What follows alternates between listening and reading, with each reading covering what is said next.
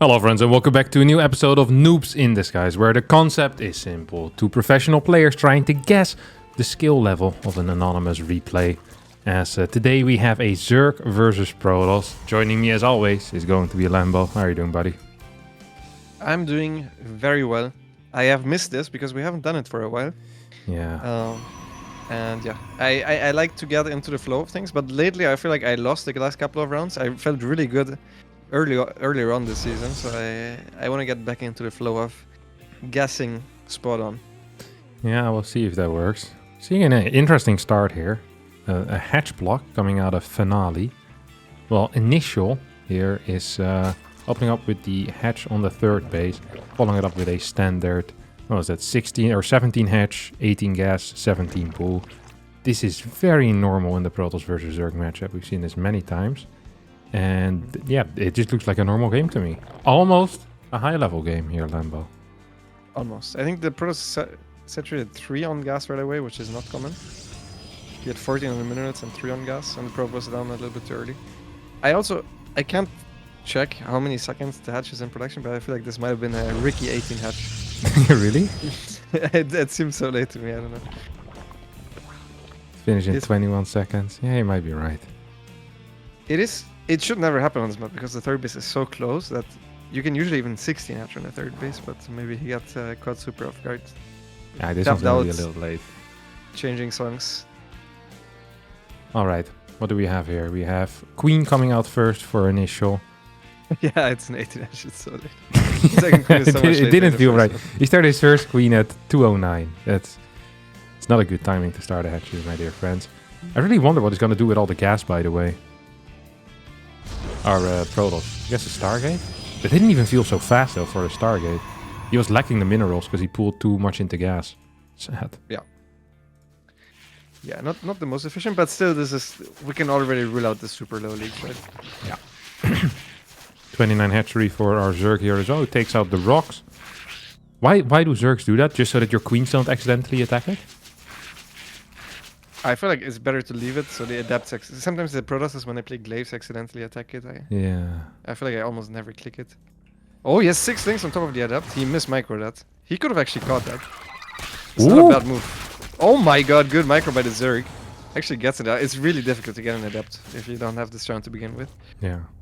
These guys are very, very slippery, but have been gotten here by those 6 links. Only 2 ended up falling. That's a brilliant trade for the Zerg, who honestly is looking solid. Even wants to transfer some drones over to the third base, usually an illegal move. I guess it's to his natural. But because that first adept went down, it's semi-allowed. We'll end up losing 1 more worker, but still a pretty okay start. I think most Zerg players would be happy with this, right? Yeah. Yeah, I mean, yeah. His transfer even should have been safe. He just messed up a little bit there. Not paying attention too much. He got the scout on the Oracle. He gets 2 spores that are a little bit early for my taste, but if he doesn't trust his own queen movement... Actually, he skipped the 4th queen in the main base, so he does need a spore there. Yeah, a little bit surprising. Usually we see that queen much quicker. Oracle now was not even gonna commit for a single drone. Use a revelation, a move that I absolutely do not like in this case. It's just a waste of energy. It's too early to see anything meaningful anyway. The only thing you can scout with this is maybe a bunch of links moving across the map, but honestly, if you're producing a void ray, that shouldn't be much of an issue. Second Oracle now joins up with the first one, as we do have the warp gate ready. There's going to be about 15 links making their way across. So we do have this adept warping in. Pylon might be in danger. The Oracles will feel forced to return. Yeah, that's a weakness in Finale's build because he makes a void ray as a 3rd target unit. It takes forever to build. He lost the 2 adepts on the other side of the map, but with the 2 returning oracles, he should be fine with keeping this nexus. Both players heavily supply block. The Protoss didn't start a pylon yet, so he's waiting for his nexus to finish. So he's starting 4 overlords at once.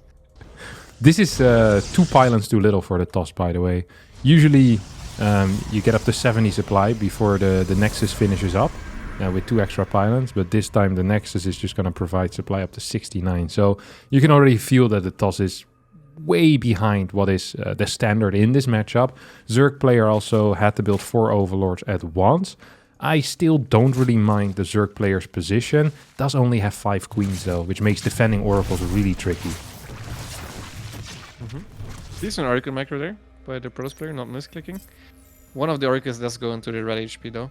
And I like that he's getting an early battery at the third base already, because that one is quite low from the Zergling attack. He has it queued up. Okay. This is... Are you watching the probe trying to put the battery?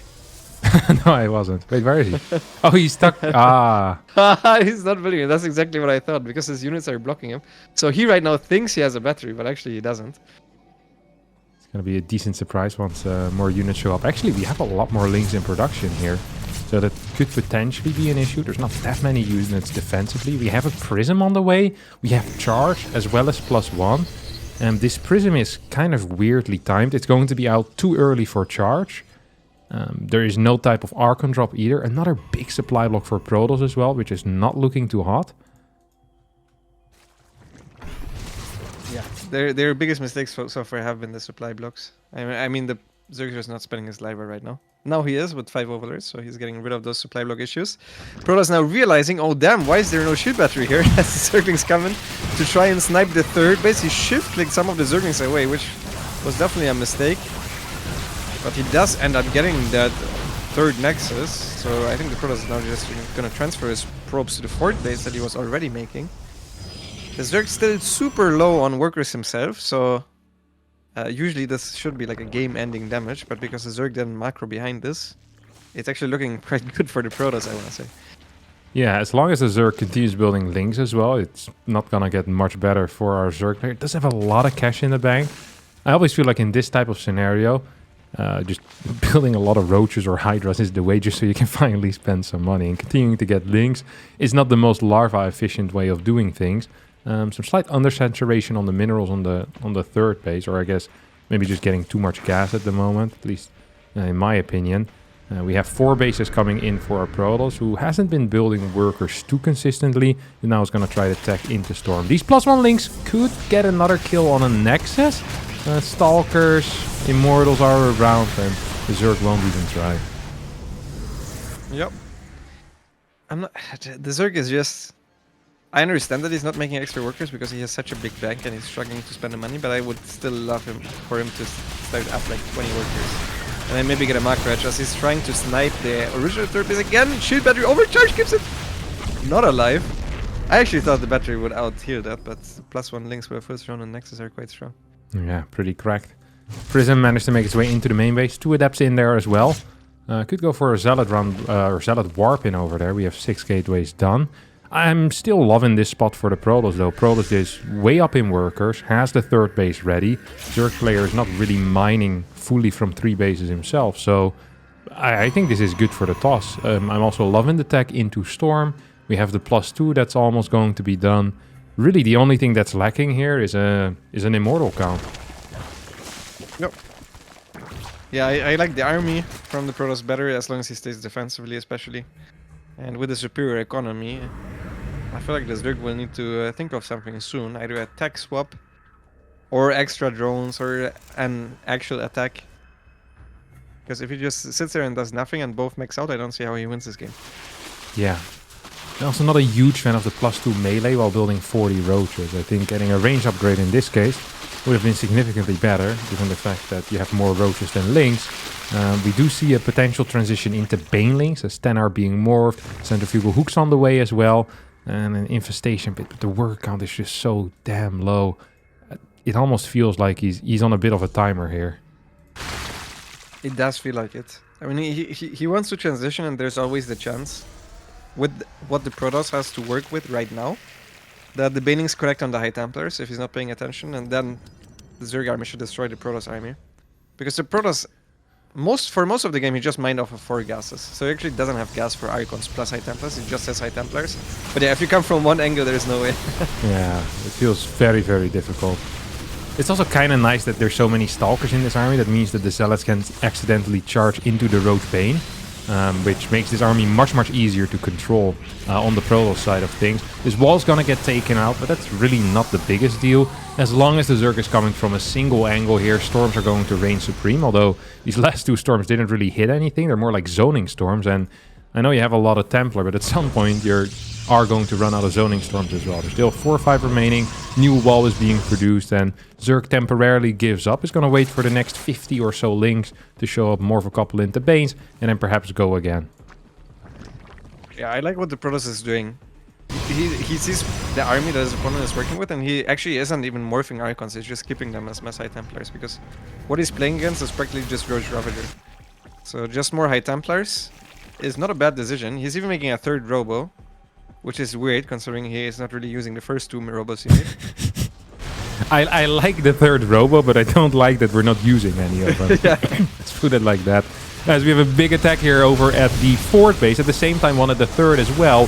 Storms, when split up, are still very good, but the Templar do need to be in both positions at the same time, and that is definitely not the case here.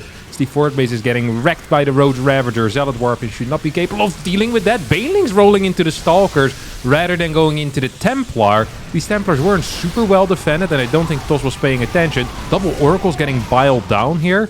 As if this 4th base gets sniped, we'll actually have Zerg in a pretty significant eco lead, as well as still with a lot of cash in the bank. We have Hive about to finish up. The only thing he's going to be down in is really, I guess, the army value, which is going to be much better for the TOS due to the gas. Yes, it is. But you saw it. It's actually quite possible that all the High Templars just died to Banelings. Like the Protoss was looking at the left side there. If the Zerg actually microed his Banelings, all the High Templars would have died there. His army right now is 16 High Templars. Like, if he just has Banelings coming from an off angle, I feel like the Zerg has this. He's instead morphing Mass Ravager, so he's trying to outzone the Protoss, which is very hard considering the Protoss is working with nearly infinite storms. He's losing so many High Templars though. At the back end of things, good surround there with the Zerglings. He's now going with everything. Where's the Crucifites? He's trying to Crucify in the middle. Now all the High Templars are forced to morph into Archons, and I feel like the Zerg maybe... Yeah? He doesn't quite have enough. Yeah, we have no larva anymore. Still lots of cash in the bank. Had that cash been capable of being spent beforehand or spent in Banelings, there might have been a chance. This fight was completely on creep here, which is gonna make this feel much worse. Always dying with quite a bit of cash in the bank while your opponent is practically all-inning doesn't feel great. As these Archons are gonna tank the new Banelings coming in. 5 more Templar are being warped in as GG gets called, and Finale will win this game here on Golden Aura. This is a rough one here, Lambo. I'm not gonna lie. You think so? I think this is... I have a harder time judging the NA server in general, because you always say that NA is so much easier than EU, but I also feel like their MMR is generally lower, so I'm not sure how true that is. But yeah, I have it open, and I feel like if I were to put a league on it, I would say this is Masters 3 on NA. Yeah. I would say the same thing. Yeah, I my guess is gonna be 4,300 on the dot. Really? I'm gonna go with 4,268. Okay. What did you have again? Sorry. 4,300. 4,300. Okay. I'll open the document to see who is right this time around. So it was the server was an A. The submitter was our Protoss player. Ooh, and the name was B Athena with an MMR of 4,624. We are off by quite a bit, given that this was a relatively high-level game. That's true. Yeah. Usually, I think everything Masters Plus were usually spot on. Yeah, we didn't like 200 at least. Yeah, wow, and that's a bad day, really. Usually that is a bad day. 100, 150, I feel like. But this time B Athena got us good. Yes, some of the Templar micro wasn't quite there. I guess it was a little bit chaotic, but I don't know. The supply block happened when nothing else was going on. That's I put a lot of minus for both of these guys because they just were supply block the entire early game, which hurts a lot. So I would have given this like Diamond 1 maybe even on Europe or Masters 3. So I'm surprised by Masters 2, but maybe the rest was good enough. Like the theoretical way that the Protoss played was pretty good. You sit there with High Templars and Immortals. I really like that. I like that the Zerg could attack on 2 sides at once, which you would think is not that difficult, but it's actually pretty hard to pull off the way he did it. So they had some good stuff for sure. Yeah, didn't mind it. All right. That's going to be it for us today. Be sure to let us know how much closer than Lambo and myself you were in the comments. If you did like it, don't forget to the like button as well. Subscribe to the channel. See all of you next time for a new one. Bye-bye.